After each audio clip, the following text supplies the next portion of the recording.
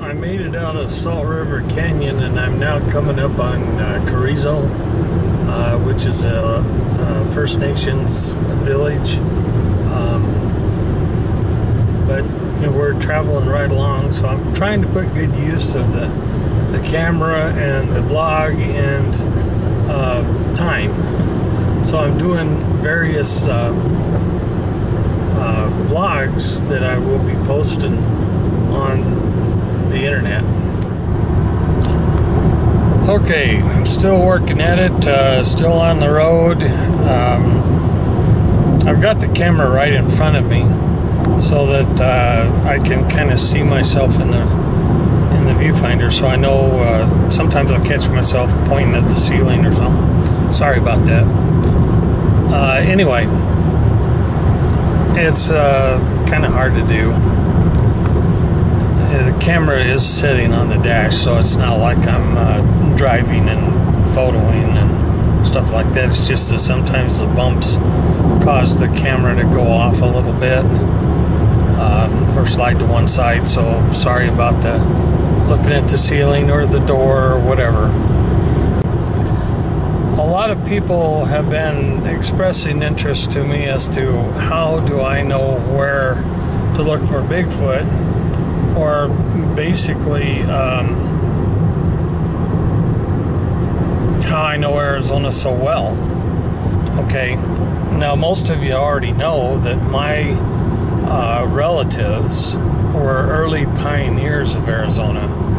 They came here under the direction of Brigham Young to establish colonies, and so some of the small towns in the area were basically started and built by my relatives. And between the Biglows, the Waits, the Halls, the Rim Halls, Johnsons, various, northern Arizona was settled. Well, almost all of these people are my relatives somehow. So, they're like distant cousins or whatever. And when I go talk to them, it's kind of a funny thing, because when I go up and introduce myself, they'll sometimes say something, "Yeah, you look like a Wait." And so I guess I have my father's genes and so forth. But they'll talk to me before they'll talk to an outsider. Plus I have eyes and ears all over the Mogollon Rim, relatives and cousins and stuff like that. And now that they know that I am researching Bigfoot, they give me calls and they give me heads up on certain things. So that's basically how I know what's going on and where. I probably wouldn't be able to do this in any other state, because I have very few relatives in any other state. I got stuck behind a garbage truck. And I'm at Carrizo now. I believe Carrizo is Apache. So we're in Apache land right at the moment. Okay. I was born in St. John's, Arizona, which is a little town up here by Springerville and Cholo. I didn't grow up there. I was born there. When I was about 2 years old, we moved down to Mesa, Arizona, and that's basically where I grew up, which is down in the desert. However, during the summer times, I would usually get a job riding fence or something like that for some of my cattle rancher relatives. And, your horse can be your best friend. I mean, you talk to him, you take good care of him, and he takes good care of you. Lets you know if there's any danger around, that kind of stuff like that. So I got to know the area around St. John, Springerville, the White Mountains, and so forth very, very well.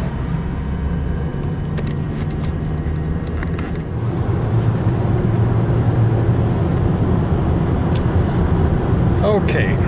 I made mention before that my relatives and stuff were some of the early pioneers of Arizona.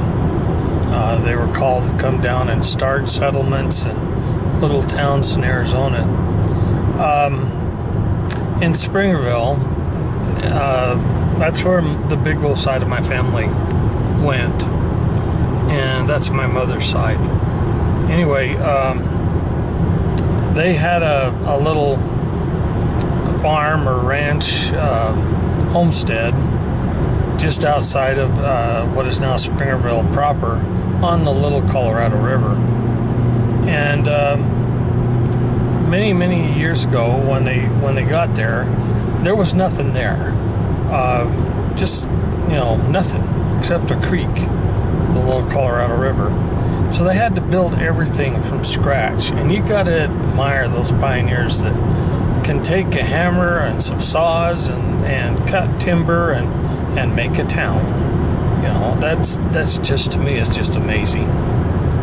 Anyway, the first year that they were there, the first year that they arrived, of course their priority was to put up shelter.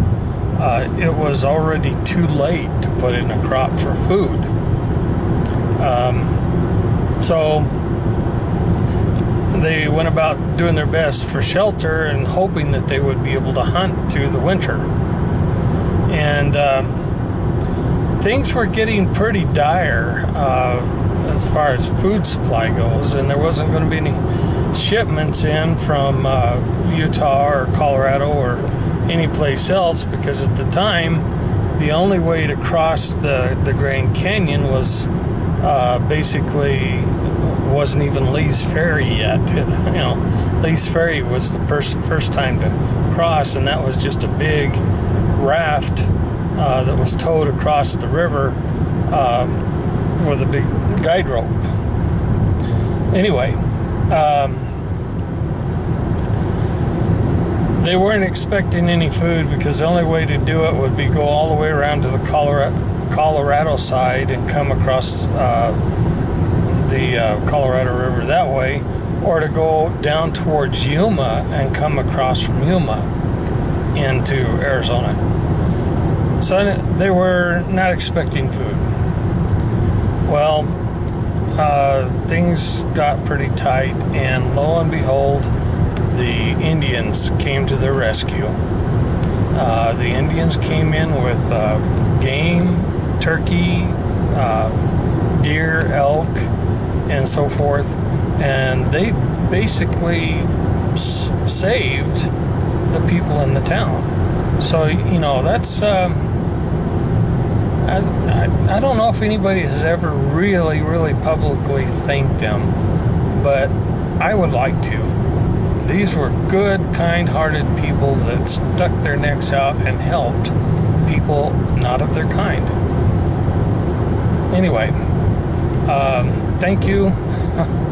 I'm not sure if they were Apaches or Navajos or who they were, but they did good.